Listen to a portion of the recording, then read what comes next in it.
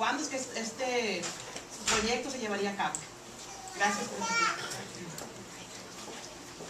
Perla López.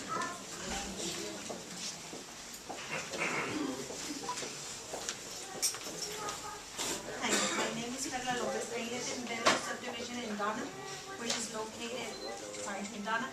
I am here today because my subdivision got very severe flooded this past Hurricane Bobby. The kids couldn't go out and play, that's what they like. And I would like to know if the proposed drainage improvements will help relieve the flooding in my colonia, Bello subdivision, and also mentioned. And when are these improvements going to begin? Where's it located, ma'am? In Donna, between Sioux and Donna.